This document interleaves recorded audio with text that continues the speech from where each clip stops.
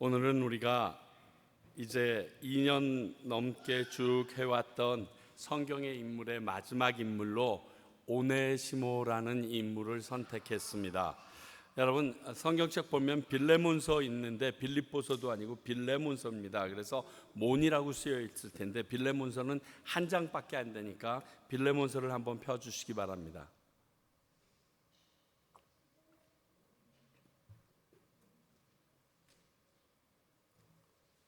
빌레몬서 피셨으면 빌레몬서 1장 8절서부터 21절까지입니다. 빌레몬서 8절서부터 21절까지입니다.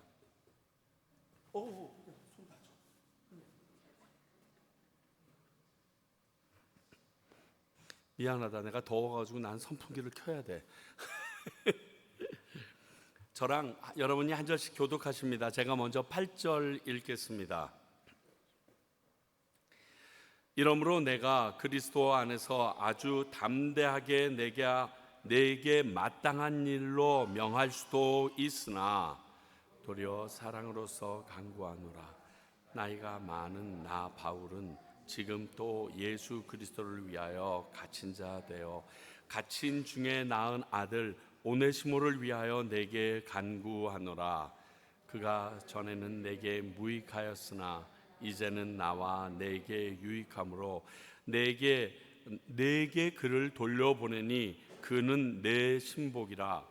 그들을 내게 머물게 있게 하여 내 복음을 위하여 갇힌 자 중에서 내 대신 나를 섬기게 하고자 하나 다만 내 승낙이 없이는 내가 아무것도 하기를 원하지 아니하노니 이는 너와 선한 일이 억지같이 되지 아니하고 자의로 되게 하려 함이라. 아마 그가 잠시 떠난 게 된 것은 너로 하여금 그를 영원히 두게 함이라. 이후로는 종과 같이 대하지 아니하고 종 이상으로 곧 사랑받는 제자로 둘 자라. 내게 특별히 그러하거든 하물며 육신과 주 안에서 상관된 내게랴. 그러므로 내가 나를 동역자로 알진대 그를 영접하기를 내게 하듯 하고 그가 만일 내게 불의를 하였거든 내게 빚진 것이 있으면 그것을 내 앞으로 계산하라. 나 바울이 친필로 쓰노니 내가 갚으려니와 내가 이외에 내 자신이 내게 빚진 것은 내가 말하지 아니하노라. 오 형제여, 나로 주 안에서 너로 말미암아 기쁨을 얻게 하고 내 마음이 그리스도 안에서 평안하게 하라. 나는 내가 순종할 것을 확신함으로 내게 썼노니 내가 말한 것보다 더 행할 줄을 아노라. 아멘. 참 이 빌레몬서를 보면 굉장히 당황스럽고 그리고 또 어떻게 이렇게 바울이 쓸 수 있었고 그리고 이 말씀을 과연 그 빌레몬이라는 사람이 다 받아들였는지도 궁금할 정도입니다. 자, 시대적 배경을 먼저 살펴보겠습니다. 오네시모가 로마의 바울을 만난 시기는 로마 옥중에 투옥되어 있는 바울을 만났던 것입니다. 거기까지 가서 무슨 잘못을 했는지 모르지만 아마 이 오네시모가 옥에 있음으로 말미암아 바울을 만나게 된 것 같습니다. 당시 로마와 주변 세계의 노예들의 삶이라는 것은 잘 아시는 것처럼 참 비참합니다.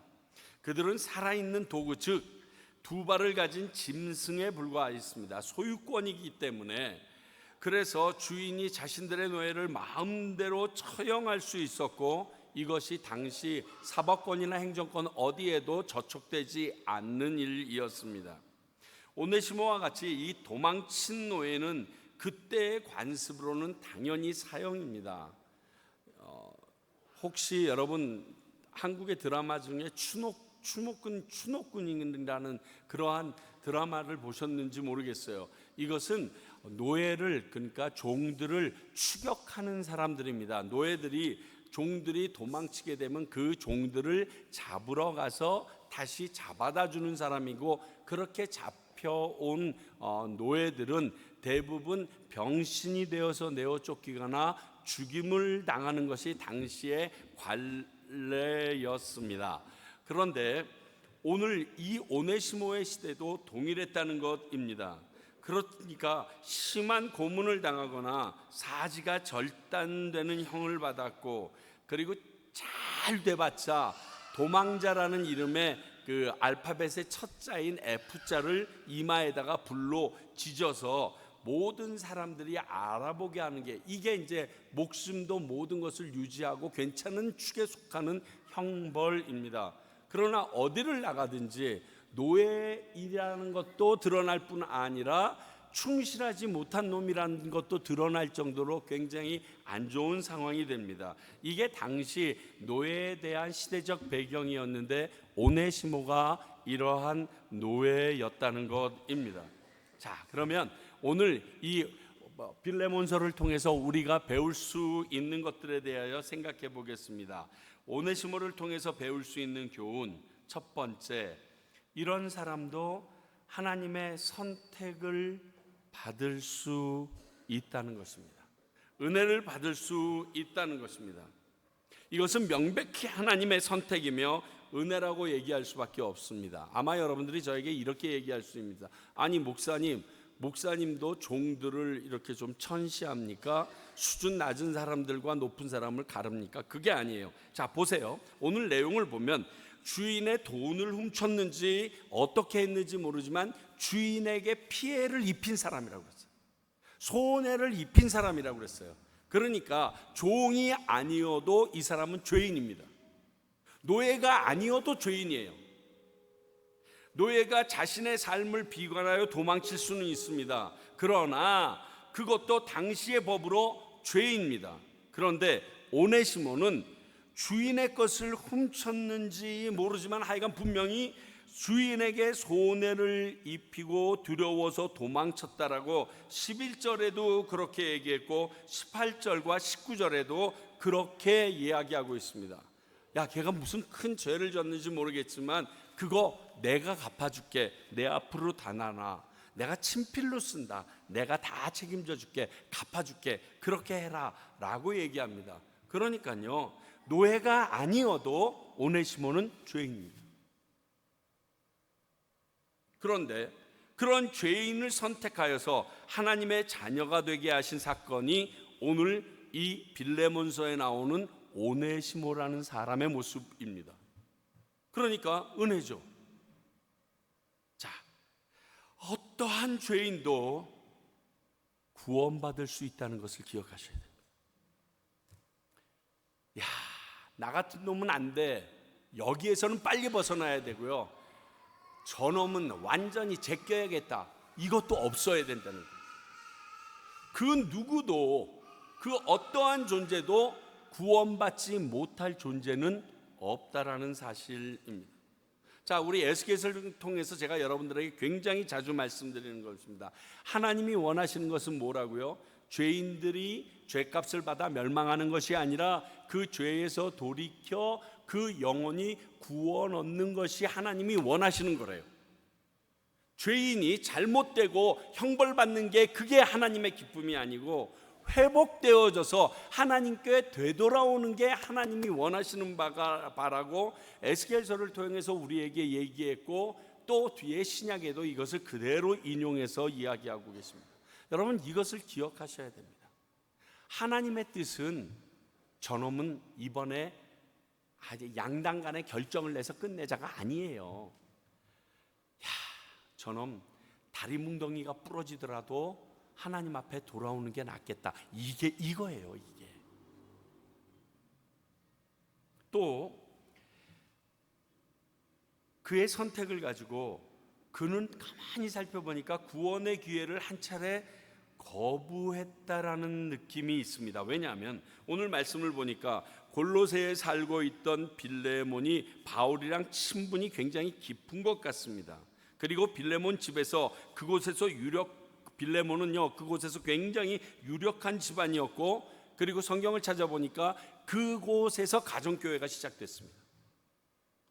빌레몬을 형제라고 부르고 있고요, 사도로서 그에게 명령도 할 수 있었고요, 그 명령에 순종할 자라고, 그 이상을 할 거라고 확신할 정도로 빌레몬과의 관계가 좋은 것을 보면 빌레몬이라는 사람은 굉장히 신실한 기독교인인 것이 확실합니다. 그런데 그곳에서 종으로 있던 오네시모는 신앙을 가지고 배울 수 있었던 기회가 있었다는 거예요. 자, 주인에게 손해를 입힐 정도의 종이면 마당새처럼 마당만 쓰는 사람이겠어요? 마당 쓰는 사람이 크게 손해를 입히면 빗자루 하나 가지고 도망치는 게 끝이에요. 크게 손해를 입혔다는 건 이 오네시모가 빌레몬에게 신임을 받아서 그에게 타격이 될 만한 중책을 맡고 있었다는 것을 우리가 어림짐작할 수가 있어요.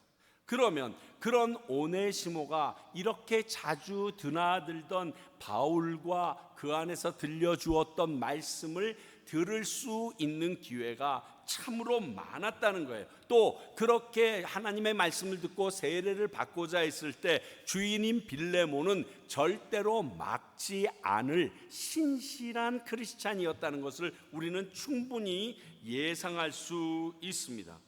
그곳을 떠난 거예요. 이건 구원에 대한 도전입니다.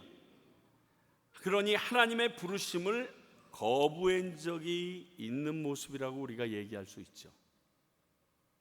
저도 목회를 하면서 신학 공부를 왜 했나, 신학이 목회에 뭐가 도움이나 이런 생각도 많이 하고 그랬는데, 가장 후회되는 것 중에 하나를 고르라면요, 온누리 교회를 섬기면서 그 매 순간 있었던 그 수많은 세미나가 있었거든요. 하여간 매주 월요일 날 아침부터 저녁까지 오후 5시까지 세미나가 있었고요. 모든 전국에 있는 목사님들이 수천 명이 와서 그 세미나를 들었어요. 그리고 또 전 세계에 말도 못할 유명한 모든 목사님들이 와서 세미나를 했고, 저는 그 앞에서 찬양 인도를 하고, 그 세미나가 너무 지겨워서 맨날 도망쳤어.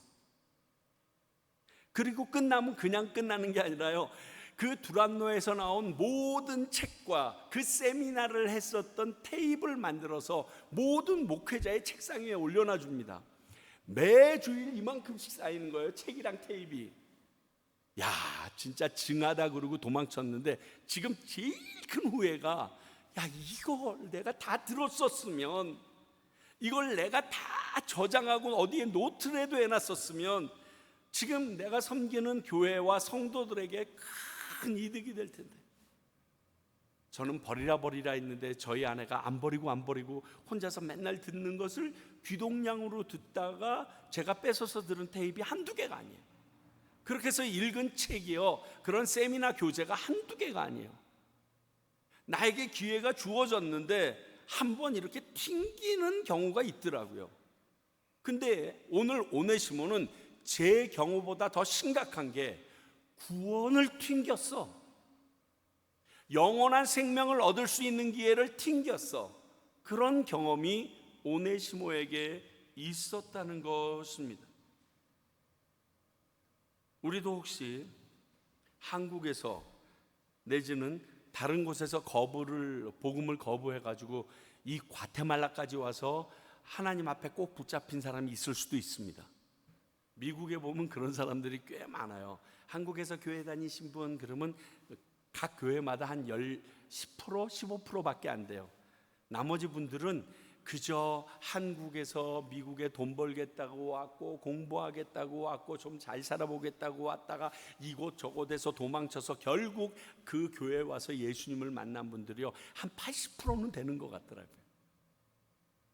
처음 복음을 제시받은 곳에서 거부해서 여기까지 와가지고 예수를 믿은 사람들이 이민교회의 굉장한 특징입니다.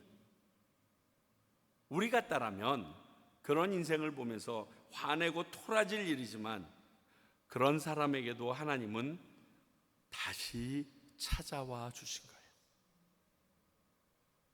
너 필요해. 그래도 난 널 사랑해.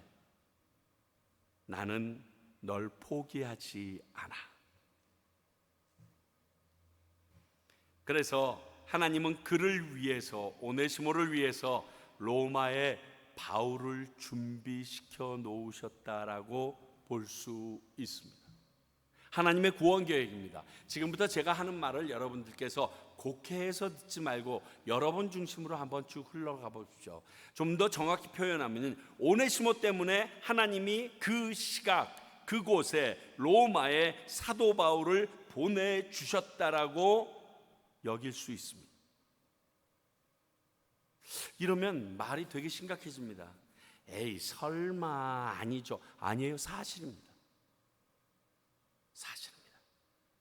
여러분 믿을런지 모르겠지만 여러분들을 위해서 이곳에 과테말라 평강교회를 30년 전에 하나님께서 준비해 놓으셨다는 거예요. 그리고 이곳에서 여러분들이 그 하나님을 구체적으로 만나고 경험할 수 있도록 만들어 가셨다는 사실이에요.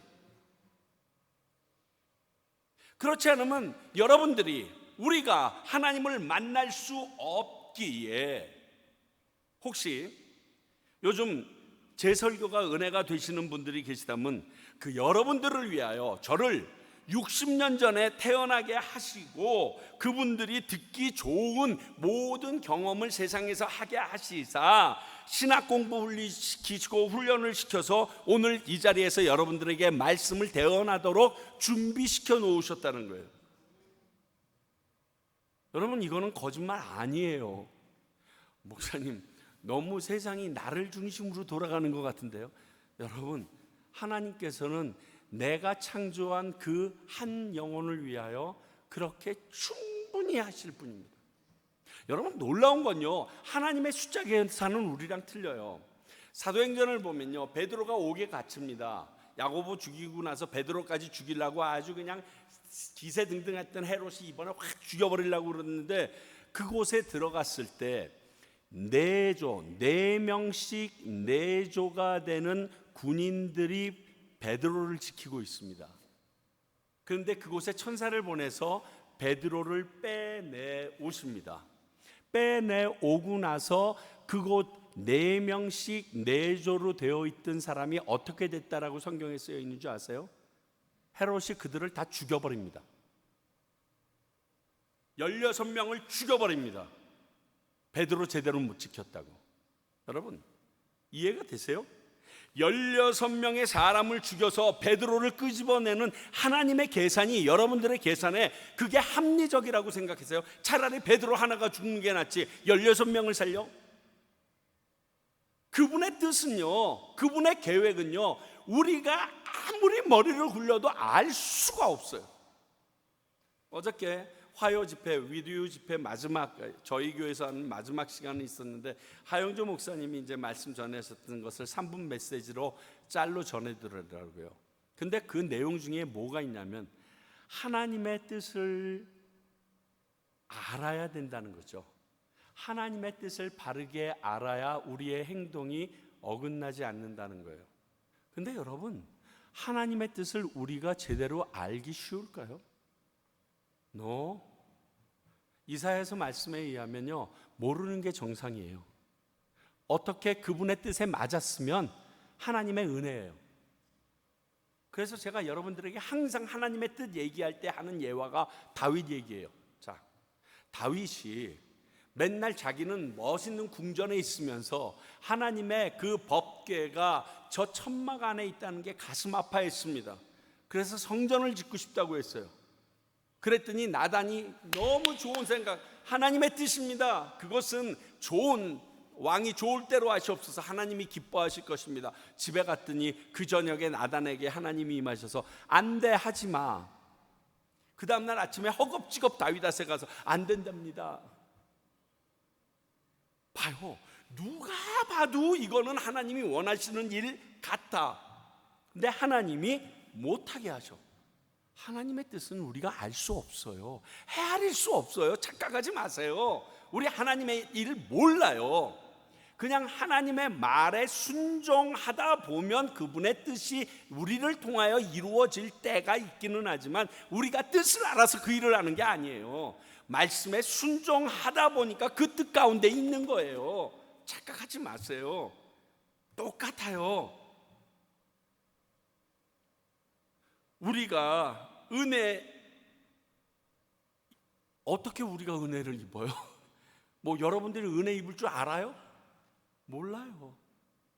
그분께서 허락하여 주시는 거예요.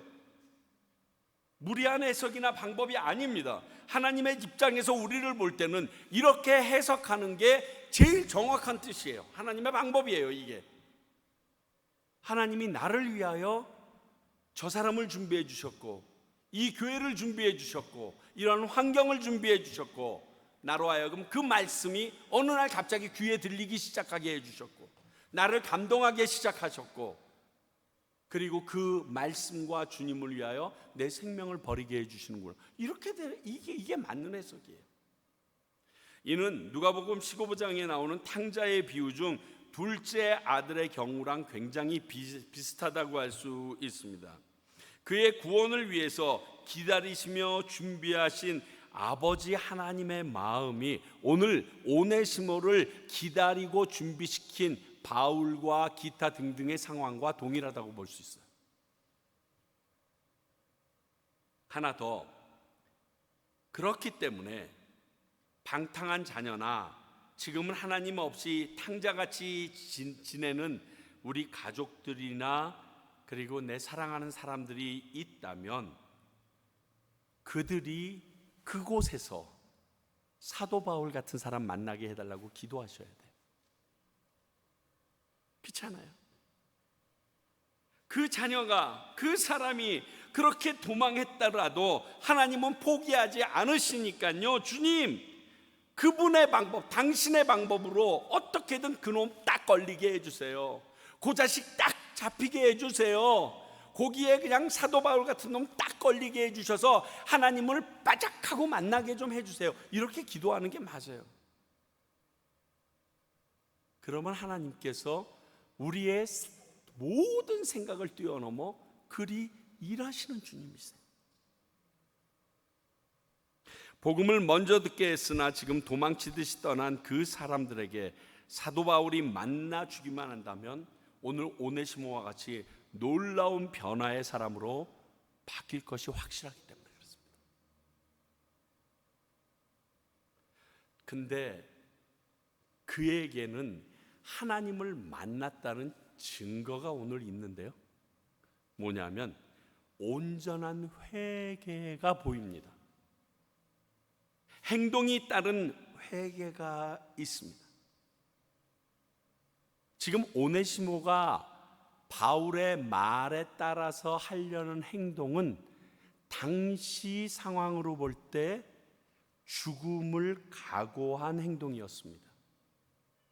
자, 주인에게 손해를 끼친 종이, 노예가 달랑 지금 편지 한 장을 들고 그 옛날 주인에게 찾아갑니다. 여러분, 이게 쉬울 것 같으세요? 나는 가끔 가다가 그 결석계 하나 들고 가다가도 중고등학교 때 선생님한테 머리통 터진 적이 한두 번이 아닌데 그 결석계만 있으면 모든 게 해결될 줄 알았다가 선생님이 야, 이 자식아, 누가 너 감기 걸리래 그러고 두들겨 패. 우리 그런 거 되게 많이 당했거든요. 그런데 지금 달랑 종이 하나 들고 그게 바울이 썼는지 안 썼는지 그것도 가늠할 수도 없는 그 종이 쪽지 편지 한 장 듣고 그 주인에게 엄청난 손해를 입혔던 노예가 다시 주인에게로 가고 있습니다. 이게 회개에 합당한 열매입니다. 철저한 회개에는 그에 합당한 책임 있는 행동이 수반되어야 합니다. 무릎 꿇는 창피함이나 부끄러움을 뒤로한 행동 말입니다. 삭개오처럼 내가 세리장이니까 부자니까 떵떵거리니까 이 마을에서는 내가 최고인데 이거 필요 없이요, 내가 예수님 만나기 위해서는 뽕나무 위로 기어 올라갈 수 있는 그러한 자세가 진정한 회개자에게 나와야 하는 행동이고 책임입니다. 바른 행동이 없으면 안 됩니다. 오늘 오네시모의 이러한 행동은요, 이 편지를 들고 빌레몬에게 찾아가는 것은 내가 당신에게 철저하게 용서를 구합니다, 내가 회개합니다, 죽여도 좋습니다 라는 자세라는 거예요.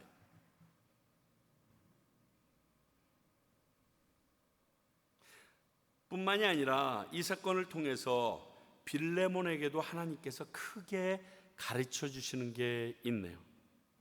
사람이 사람을 노예로 부리는 것이 죄악이라는 것을 알려주십니다. 여러분 16절 17절 한번 볼까요? 오늘 읽을 말씀 중에 빌레몬서 16절입니다. 이후로는 종과 같이 대하지 아니하고 종 이상 곧 사랑받는 형제로 둘 자라. 내게 특별히 그러하거든 하물며 육신과 주 안에서 상관된 내게랴. 내가 이렇게 여기는데 내가 너를 그렇게 여겼듯이 너도 이 종이었던 오네시모를 그렇게 여겨줘야 된다 얘기합니다. 그러므로 내가 나를 동력자로 안다면 그를 영접하기를 내게 하듯 하라. 빌레몬은요, 당시 상황이 허락하기에 그래도 되는 줄 알았어요. 모든 사람들이 사람을 종으로 노예로 불리면서 내 편한 대로 쓰다가 그 소임이 다 되면 그냥 내어버리는 종이쪽처럼 마음대로 썼어요. 왜? 당시 상황이 그것이 죄라고 얘기 안 했기 때문에, 당연하게 느끼게 했기 때문에. 그러나 예수님은 구원이 모든 사람에게 동일하게 부어짐을 통해서 사람이 사람을 물건같이 사고 파는 것이 영을 소유한 사람으로서는 죄악인 것을 알려주십니다. 여기서 기억하십시오. 세상 사람들이 다 괜찮다고 해도 하나님이 허락하신 것이 아니면 죄입니다. 말씀에 비추어 보아야 합니다. 몇 번 제가 이 말씀 드렸던 것 같습니다. 여러분들의 기준은 세상의 법률과 이 땅이 허용하는 허용치가 아니라 하나님의 말씀이 되어야 합니다. 우리의 종국에 들어갈 나라는 하나님의 나라이기 때문에 그렇습니다. 그분이 기준점이 되시는 천국이 되기 때문에 그렇습니다. 열심히 교회 나왔는데 난 세상법에 저촉되지 않았어. 교회 말씀에는 내가 법에 조금 어겼을 수 있으나 세상법은 안 어겼어. 하늘나라는 못 가요.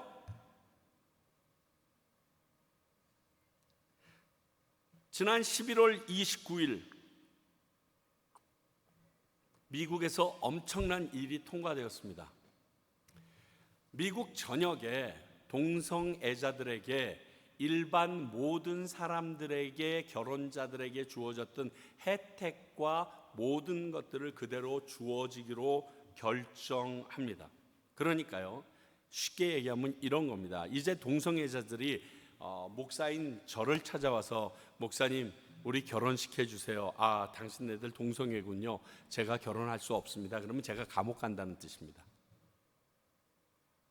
어떤 동성애자들이 와서 특별한 법률이 없는 그러한 교회라면 바일로가 와가지고 우리가 결혼하기 위하여 이 예배당을 빌리고자 합니다. 우리가 이 예배당에서 예배드리고 싶습니다 라고 얘기했을 때 죄송합니다, 이 교회에서는 당신들은 동성애자이기 때문에 결혼할 수 없습니다 얘기하면 그 교회는 그날로 폐쇄되어진다는 뜻입니다. 이게 가볍지 않아요.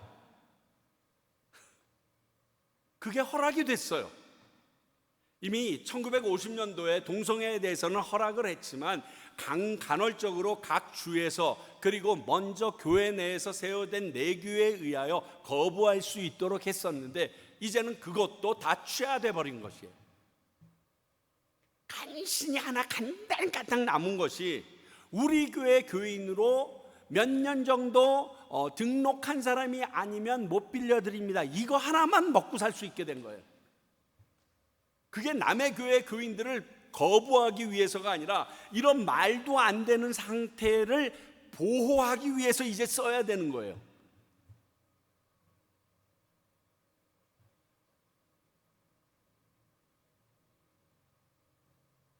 이렇듯 세상이 이를 합법이라고 했다고 하나님도 이거 합법이라고 하셨습니까? 아닙니다. 불법입니다. 죄입니다. 하나님의 나라 가지 못합니다. 영원히 죽을 사람입니다.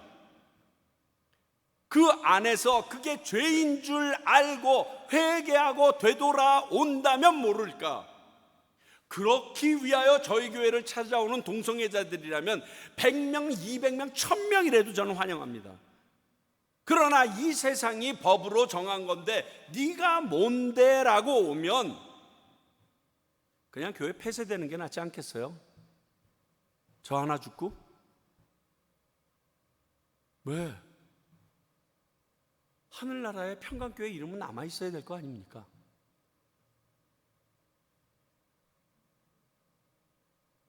이렇게 세상이 합법이라고 했다고 하나님도 합법이라고 하셨는지 말씀을 근거로 살펴볼 수 있어야 합니다. 오늘 빌레몬은 오네시모를 종으로 마음껏 쓰고자 했는데 하나님께서는 그렇게 얘기하지 않았습니다. 같은 영을 가진 인간은 인간을 존엄하게 여겨야 된다라고 얘기했던 것입니다. 이렇듯 하나님 안에서 내게 일어난 모든 사건은 우연이 없습니다. 오네시모를 위하여 지금 사도 바울이 쓴 것 같은데 결국 빌레몬을 위해서도 하나님께서 회개할 기회를 또다시 주시는 놀라운 섭리가 이 안에 내포되어 있었던 것입니다. 하나님께서 어떤 일을 내 앞에 펼치실 때 이 일을 통해서 나에게 무슨 말씀을 하시는가 들을 수 있어야 합니다. 그렇다고 너무 긴장하지 마세요. 이것도 뭐지 이것도 뭐 너무 심각하게 생각하지 마세요. 오늘처럼 심오한 계시도 있지만요, 하나님 우리 수준 아세요. 우리 수준에 맞춰서 얘기하게끔 해주세요. 금방 하고 알아차릴 수 있게 얘기해 주시지, 이거 모르겠는데요 목사님, 이거 내가 노잣돈 드릴 테니까, 이런 거 있을 수가 없어요. 걱정하지 마세요. 하나님은 우리를 골탕 먹이는 분이 아니십니다. 그렇다면 돕는 보혜사 성령 안 보내셨겠죠. 내가 못 알아듣는 것은 이 이유밖에 없는 것 같습니다. 내 욕심과 내가 원하는 바가 너무나 커서 그것을 포기할 수 없어서 들리는데도 안 듣는 거죠.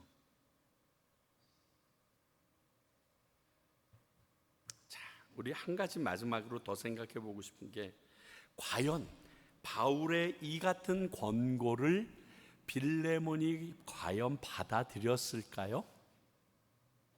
성경은 그것은 기록하고 있지 않습니다. 이렇게 열심히 썼는데 빌레몬이 지가 부자가 돼보래지 이러면서 땡치면 끝이거든요. 이런 권고에도 불구하고 빌레몬이 오네시모를 형제로 또 바울의 대리인으로 받아들이기를 거부하고 엄하게 법대로 처분했다면 어떻게 됐을까요? 만일 빌레몬이 사도 바울의 이 같은 요청을 거부했다면 확실한 거 하나가 있습니다. 지금 빌레몬서는 성경에 없습니다. 아니, 이러한 사건이 있었다는 것 자체도 우리가 몰랐을 것입니다.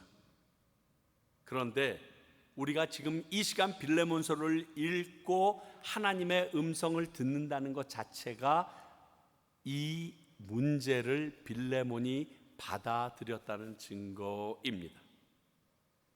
이렇게 추론해 볼 수 있습니다. 초기에 구약과 신약, 즉 정경으로 성경을 세우려고 수많은 종교회의가 있었습니다. 그 종교회의에 가장 뜨거운 감자가 되었던 복음 그 책은 야고보서랑 요한계시록이었습니다. 야고보서를 지푸라기 서신이라고 마틴 루터가 얘기한 이후에 이것을 과연 정경에 넣어야 되는가 말아야 되는가, 요한계시록이 너무 허무맹랑하게 느껴지기에 이 요한계시록이 예수님을 믿는 자들에게 어려움을 주지 않을까 이렇게 도리어 여기면서 이것을 넣을까 말까 굉장히 고민했다라는 기록은 있습니다. 뿐만이 아니라 한 가지 더 있는 게, 과연 복음서를 마태, 마가, 누가, 요한 이 네 가지만을 복음서로 넣을 것인가, 아니면 도마나 수많은, 여러분들 찾아보면 도마복음도 있고 다 있거든요. 이게 다 예수님의 제자들이 거의 다 복음서를 다 썼어요. 그 기본이 됐던 휴문서라고 하는 그것조차도 지금 정경으로 들어오지는 않았지만 그 모든 것들이 복음서가 수도 없이 있었는데 그 중에서 요 네 개만 쓸까 말까 이것도 굉장히 큰 고민이 있었다고 얘기합니다. 그럼에도 불구하고 이미 그 전에 신약의 정경으로 빌레몬서는 떡하니 자리 잡고 있었어요. 뭐 논의 대상이 되지 않고 떡하니 빌레몬서는 당연히 들어가야 돼 이렇게 얘기했다는 거예요. 왜 그런 줄 아세요? 지구상에서 노예가 공식적으로 해방된 거는 그 이후에도 계속 차별이 있었던 것까지 합쳐서 채 200년이 안 됩니다, 여러분. 물론 미국 같은 경우는 1863년에 이제 노예 해방이 선언됐지만 그 이후에도 100년 동안 차별은 살벌했거든요. 제가 사는 그 중남부 지역은 지금 가도 같이 차를 타고 가다가 식당에 들어가도 지금도 문이 2개예요. 컬러들이 들어간, 흑인들이 들어가는 문이 있고요, 화이트들이 들어가는 문이 아직도 2개가 있어요. 그런데 2000년 전에 모든 사람은 하나님께서 우리에게 허락해 주신 존귀한 인간이다, 평등하다라는 사상을 안에다가 삼은 이 빌레몬서, 성경에 당연히 들어가죠. 누구니까 가능합니까? 모든 인간을 창조하신 하나님이 주체가 될 때 가능한 말이거든요. 아니면 얘기가 안 되거든요. 그래서 이 빌레몬은 그 바울의 말을 그대로 받아들입니다. 그래서 그 오네시모를 동역자처럼 대우합니다. 아마 모르긴 모르지만 이 오네시모를 받아들이면서 그 집에 있었던 모든 종들에게 이제는 사원으로 바꾸는 일이 일어나지 않았을까도 감히 예측해 봅니다. 기록에 의하면 이 사건이 있은 지 약 50년 뒤에 에베소 교회 감독 이름 중에 오네시모라는 이름이 나타납니다. 여러분 아시다시피요, 에베소 교회는 초대교회 7개 중에서도 정말 첫사랑을 잃어버리긴 했지만 가장 디모데가, 아니 진짜 아볼로가, 어마어마한 인물들이 담임을 맡았던 곳이 바로 이 에베소 교회입니다. 그런데 노예 출신인 죄인 오네시모가 에베소 교회의 총감독이 되었었다는 것입니다. 제가 생각해 봤어요. 과연 지금 시대라면 우리가 아는 굉장히 유명하고 대표적인 그 교회에 전과 경력이 있고 노예 출신이며 제대로 공부한 흔적도 없는 이 인생이 담임 목사로 갈 수 있을까? 물론 예수님도 못 가요. 예수님도 못 가요. 굉장히 충격받았어요. 제가. 죽음의 그림자를 짊어지고 평생 도망자 신세로 처참한 삶을 살아야 했던 그 오네시모가 그 비참의 밑바닥에서 예수 그리스도를 만납니다. 그리고 새로운 피조물이 돼서 위대한 복음 사역자로서 삶을 살아내게 됩니다. 이것이 용서와 사랑으로 품었을 때 일어나는 일이에요. 제가 전에 한번 설명드린 적이 있죠. 한국의 초창기에 곤단골 교회라는 데가 있었다고. 무어 선교사님이 하시던 곤단골 교회가 있었는데 그것이 지금의 승동교회인데, 그 곤단골 교회에 백정이라는 박성춘이라는 사람이 나오기 시작했는데, 이 박성춘이 잘 나가다가 장로가 됨으로 말미암아 교회에 문제가 생겨서 그 남아있던 양반들이 나가서 세운 교회가 안동교회입니다. 지금 서울에. 그러니까 백정이 장로가 됐는데 평신도로 그 밑에 있을 수 없다고 그 양반들이 나가서 교회를 따로 세운 게 안동교회라니까요. 똑같은 일이 있어요. 여러분 잘 아는 연동교회 있잖아요. 이게 연못가라는 그러한 곳에 모임이 있었는데, 연동의 연못가라는 곳에서 교회 모임이 있었는데 지금의 그게 연동교회가 됐는데, 이 연동교회는 처음 모인 사람들이 갓바칩니다. 여러분들 가죽, 짐승 죽은 데에서 가죽을 떼어내서 신발을 깁거나 뭐 가죽옷을 짚는 이 사람들도 백정으로 취급받는 천민입니다. 목숨이 부지할 수 없는 교회가 이 연동교회입니다. 그런데 의외로 잘 지내고 있었는데 문제는 여기도 장로님 뽑는 데가 문제가 됐어요. 그 초대 장로님이 고찬익이라는 장로님이 됐는데 이 사람이 갑밭이야. 그런데 그 당시 그 전까지는 양반과 천민 살 것 없이 잘 예배를 드리고 있었는데 이 문제가 딱 터지고 나니까 양반들이 더 이상 견디지 못하고 샥 다 나가서 지은 교회가 지금의 묘동교회예요. 근데 한국이 이런 교회만 있느냐? 아니라고요. 김제에 금산교회라는 교회가 있습니다. 지금도 있습니다. 이 교회는 데이트라는 선교사님께서 가서 개척한 교회입니다. 이 데이트라는 선교사님이 그 김제라는 지역에 가서 선교를 하고 말씀을 전하는 것을 보면서 그 김제 지역의 가장 부자인 조덕삼이라는 사람이 그 선교사님한테 감동을 받습니다. 아니, 편한 그 젊은 나이에 많이 공부했다는데 어떻게 우리나라 말까지 이렇게 완벽하게 하면서 여기 와서 이렇게 우리를 위하여 희생하는가. 그래서 자기의 사랑채를 내줘서 시작한 게 이 금산교회라고 얘기합니다. 그런데 이 금산교회에서 예배를 드리다가 보니까 누가 함께 같이 예배를 드리게 됐냐면 갈 곳이 없어서 떠돌던 그 집에 종 중에 하나가 이자익이라는 아이가 있었는데 이것은 조덕삼이라는 그 주인과 15살 차이가 나는데 마부, 그 당시 주인이 어디로 갈 때 무릎을 꿇어서 자기 등어리를 밟고 말에 태우고 그 말 끌고 갔다가 내릴 때 진흙반 같은데 다시 무릎 꿇고 자기 등어리를 밟고 내리게 했던 그러한 마부가 함께 예수를 믿게 됩니다. 그런데 가만히 지나다가 보니까 이 이자익이라는 애가 천재인 거예요.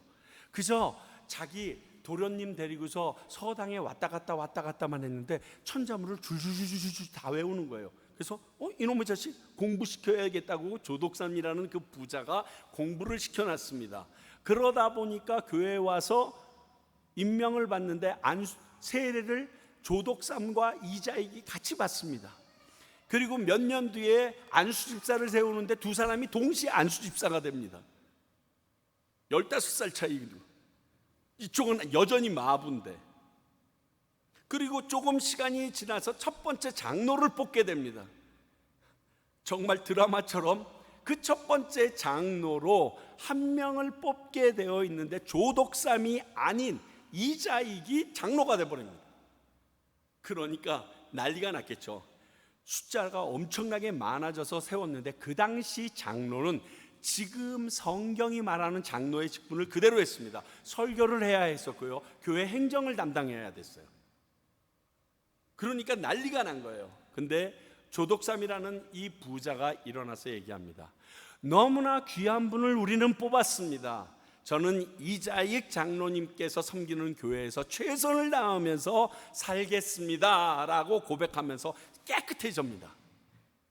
근데 이 이자익이라는 분을 계속 설교를 시키려니까 그게 좀 부족해 보이니까 이 조덕삼이라는 분이 자기의 사비를 들여서 평양에 있는 신학교에 유학을 보내버립니다.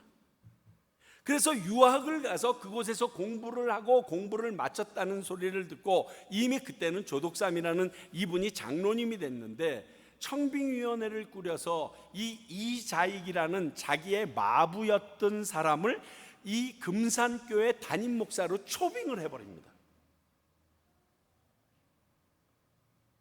대한민국 장로교 역사상 총회장을 3번 한 사람은 이 이자익이라는 목사님 외에는 없습니다. 멋지지 않아요? 저는 이 이야기를 쭉 들으면서 평강교회가 그런 교회가 됐으면 좋겠다. 세상의 법이 아니라, 세상의 가치관이 아니라 하나님의 시각에서 성경적인 가치관이 완성되어지는 교회. 하나님의 입장에서 볼 때는 그거 당연한 일인데 저걸 가지고 저렇게들 감동 먹네 이럴지 모르지만 해볼 만하지 않아요? 여러분, 평생 평강교회에 있다가 이제 돌아가실 거 아니에요? 근데 평강교회가 모든 사람들에게 하나님의 말씀을 그대로 지키기 위하여 노력했던 교회였다라고 기억되는 것이 난 너무 소중하다라고 생각해요. 그 교회는 자기 교회 몸집을 부리려고 큰 교회를 짓고 좋은 사역자를 데리고 오고 이것저것 이벤트를 많이 하고 이래서서 막 사람들에게, 이게 아니라 그 교회는 생각만 하면 여기가 벌렁벌렁 뛰어. 감동 없이 전할 수 없는 그러한 놀라운 역사가 있는 교회예요. 예수님을 믿지 않으면, 성경 말씀을 믿지 않으면 할 수 없는 일을 해냈던 교회예요. 이런 얘기 좀 들어야 되지 않겠어요? 오늘 오네시모와 빌레몬이 바로 이러한 역사를 이루어냈던 사람이에요. 주인공이 바울이 아니었어요. 빌레몬이었고요. 그 빌레몬의 용서로 거듭난 오네시모가 주인공이 될 수 있었어요. 물론 이 모든 일을 역사하신 참 주인공은 예수 그리스도시죠. 하나님은 지금도 그에게서 도망하는 우리들, 그가 택한 백성들을 부르고 계십니다.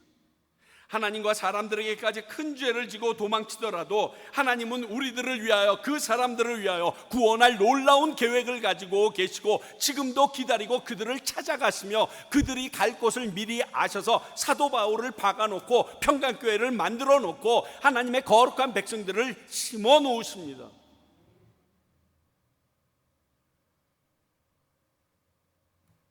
우리 과테말라 왔잖아요. 제가 과테말라에 있다니까 선교지에 있다고 선교사라고 생각해가지고 뭐 계속 연말만 되면 도와주겠다고 연락이 와요. 그런데 제 자신을 보면서 참 창피했어요. 내 주변에 있는 그 현지인 친구들에 대하여 내가 정말 이런 마음으로 다가갔나? 빌레몬이 나중에 오네시모를 대하는 마음처럼 내가 살아봤나? 이걸로 고민하고 있는데 오늘 마침 저희 동네 참 그렇더라고요. 저희 동네에서 일하는 주방에서 일하는 자매들을 위해 음식을 팔러 다니는 사람이 따로 있습니다. 또르띠아랑 이런 걸 팔러 다니시는 분들이 따로 있더라고요. 그러면 그 사람들은 우리가 대상이 아니고 그 주방 뒤쪽에 문을 두들겨서 거기에서 뭐 2, 3개짜리 막 이만큼씩 주더라고요. 또르띠아를. 근데 우연히 밖에 이번에 막 폭죽을 많이 터뜨려서 청소하다가 보는데 우리 동네에 자전거를 타면서 거기를 지키는 어떤 분이 막 가다가 그 또르띠아 장수를 발견하고 내려서 또르띠아를 사고 있더라고요. 막 뛰어갔어요. 그건 내가 사줄게. 한국말로. 그건 내가 사줄게. 그리고 걔가 이렇게 돈을 얼마 내는 거 보니까 한 5개짜리를 내는데 또 거슬러 줘. 그래서 얼른 됐어 이거 줄게. 먹어. 그러고 보는데 고 여자분을 따라다니는 우리 하은이만한 여자애가 있더라고요. 걔가 그걸 그 고사리 같은 손으로 싸서 주는 거예요. 그래서 딱 보니까 5개짜리가 더 있어요. 그래서 딱 빼서 펠리스 나비다. 그러면서 돌아오면서 그렇게 생각했어요. 내가 이 마음이 변함이 없이 이들을 대하지 않으면 이들을 선교한다라고 말한 것이 다 거짓이다. 굴하다. 척한 거다. 정말 하나님, 제가 도와줄 수 있도록 지혜를 주세요. 또 잘못하면 그거 맨날 문 앞에 나와서 서 있는다고 그러더라고요. 그러니까 그것도 곤란해서 하나님 좀 지혜 좀 주세요. 그리고 저 친구들을 내 형제로 느낄 수 있도록 내 마음에 감동을 좀 주세요. 그 말 한마디 때문에 혹시 그 아이가 나중에 교회 찾아가서 예수님 만날 수도 있잖아요. 그 행동 하나 때문에 매일 문 앞에서 쓰레기 치던 그 형제들이 내가 저 사람 보니까 교회 나가고 싶다라는 마음 가질 수 있게 돼야 되지 않겠어요? 언제나 위에서 밑에 사람 바라보듯이 왜 저 모양 저 꼴이야 하면서 원망만 해서는 오네시모는 만들어지지 않아요. 사랑하는 성도 여러분, 오네시모를 위하여 여러분들을 과테말라 땅에 보내신 줄 믿으십시오. 여러분들의 오네시모가 있습니다. 여러분들이 빌레몬처럼 그 오네시모를 품어야 그 오네시모가 에베소 교회의 담임 목사가 될 수가 있습니다. 그로 말미암아 어마어마한 하나님의 백성들이 회복되어지고 회개할 수 있게 됩니다. 오늘 말씀을 그렇게 내게 적용시키지 않으면 이게 무슨 능력이겠습니까? 사랑하는 성도 여러분, 금년 마지막 우리 인물별을 살펴보면서 이 오네시모를 우리에게 알게 하신 그 주님, 빌레몬의 그 섭리를 깨닫게 하신 주님을 슬프게 하지 않는 2023년도가 되시기 바랍니다. 기도하겠습니다.